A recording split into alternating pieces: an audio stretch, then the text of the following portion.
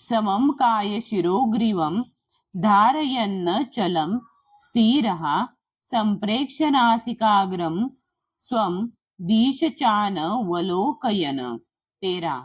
प्रशांतात्मा विगत भीर ब्रह्म चारी व्रते स्थितः मनः संयम्य मच्चितौ युक्त आसित मत्परः। 14. समम सरळ, काय शरीर, शिरहा शिर, ग्रीवम मान, धारयन धरून, अचलम अचल, स्थिरहा स्थिर, संप्रेक्ष दृष्टी ठेवून, नासिका नाकाच्या, अग्रम अग्रावर, स्वम स्वतःच्या, दिशहा सभोवार, च सुद्धा, अवलोकयन न पाहता, प्रशांत अविचलित, आत्मा मन, विगत भीही भयरहित, ब्रह्मचारी व्रते ब्रह्मचारी व्रत पाळून, स्थितहा स्थित होऊन, मनहा मन, संयम्य पूर्णपणे दमन करून, मत माझ्यावर श्रीकृष्ण चित्तहा मन केंद्रित करणे, युक्तहा वास्तविक योगी, आसित बसावे, मत माझ्यावर, परहा अंतिम ध्येय, मनुष्याने आपले शरीर मान आणि मस्तक उभ्या सरळ रेषेत धरावे आणि नासिकाग्राकडे स्थिर दृष्टीने पहावे.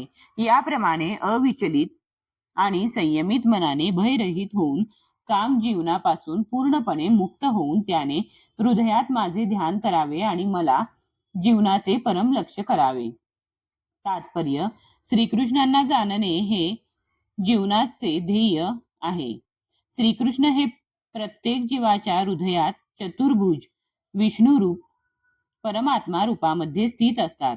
योगाभ्यास हा या अंतर्यामी विष्णू रूपाचा शोध घेण्यासाठी केला जातो.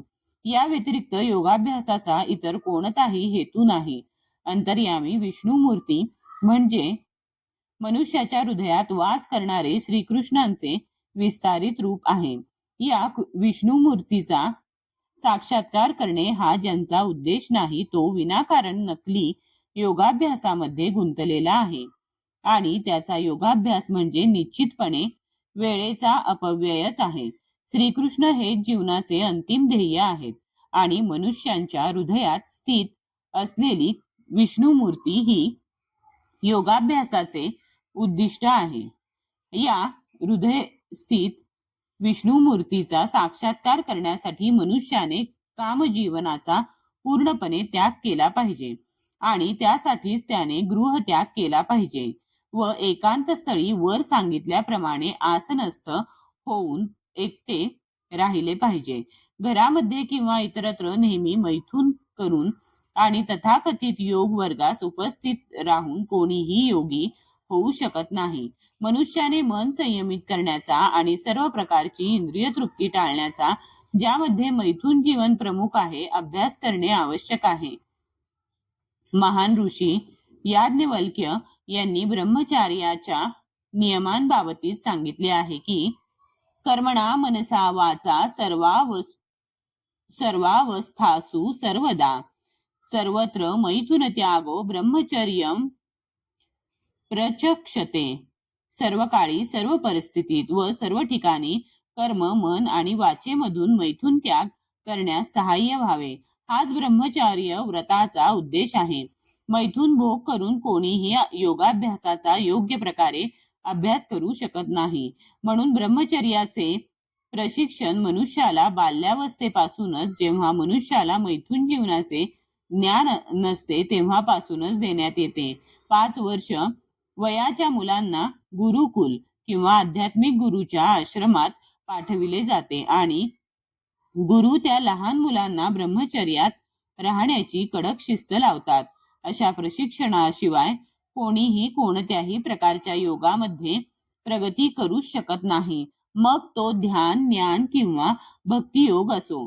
तथापि जो मनुष्य केवळ आपल्या पत्नीशी शारीरिक संबंध ठेवून तेही नियमबद्ध गृहस्थ जीवनाच्या नियमांचे पालन करतो त्या मनुष्याला सुद्धा ब्रह्मचारी म्हटले जाते. अशा संयमित गृहस्थांचा भक्ती पंथामध्ये स्वीकार करता येतो. परंतु ज्ञान आणि ध्यान पंथामध्ये गृहस्थ ब्रह्मचारीला प्रवेशही दिला जात नाही. त्यांना कोणत्याही तडजोडीशिवाय संपूर्ण ब्रह्मचर्य व्रत अनिवार्य असते. भक्ती संप्रदायामध्ये गृहस्थ ब्रह्मचारीला संयमित मैथुन भोग करण्याची अनुमती असते. कारण भक्ती योग इतका प्रभावी आहे की दिव्य भगवत सेवेत युक्त झाल्यामुळे आपोआपच मैथुन भोगाच्या आकर्षणापासून मनुष्य मुक्त होतो. भगवद्गीतेमध्ये 2.59 सांगण्यात आले आहे की विषया विनिवर्तन्ते निराहारस्य देहिनः रसवर्जम रसोप्यस्य परम दृष्ट्वा निवर्तते. इतरांना स्वतःहून इंद्रिय तृप्तीपासून विरक्त होण्यास बाध्य व्हावे लागते. परंतु भगवत भक्ताला उच्च प्रतीचा रस प्राप्त झाल्यामुळे तो इंद्रिय तृप्तीपासून आपोआपच विरक्त होतो. भक्ता व्यतिरिक्त इतर कोणालाही या उच्च रसाचे ज्ञान नसते. विगत भी जोपर्यंत मनुष्य पूर्णपणे कृष्ण भावना भावित होत नाही तोपर्यंत तो निर्भय होऊ शकत नाही. विकृत स्मृतीमुळे जीव भयभीत असतो आणि विकृत स्मृती म्हणजे श्रीकृष्णांशी असणाऱ्या शाश्वत संबंधाचे विस्मरण होय. श्रीमद भागवत 11.2.37 सांगते की भयम द्वितीयाभिनिवेशतः स्याद ईषादपेतस्य विपर्ययो स्मृतीही. निर्भय होण्यासाठी कृष्ण भावना हाच एकमात्र आधार आहे. म्हणून परिपूर्ण अभ्यास केवळ कृष्ण भावना भावित मनुष्याला शक्य आहे आणि योगाभ्यासाचे अंतिम ध्येय हे अंतर्यामी भगवंतांना पाहावयाचे असल्या कारणाने कृष्ण भावना भावित मनुष्य हा सर्वोत्तम योगी असतो. या ठिकाणी सांगण्यात आलेली योग पद्धतीची तत्वे ही तथाकथित लोकप्रिय योग संस्थांनी सांगितलेल्या तत्वांहून भिन्न आहेत.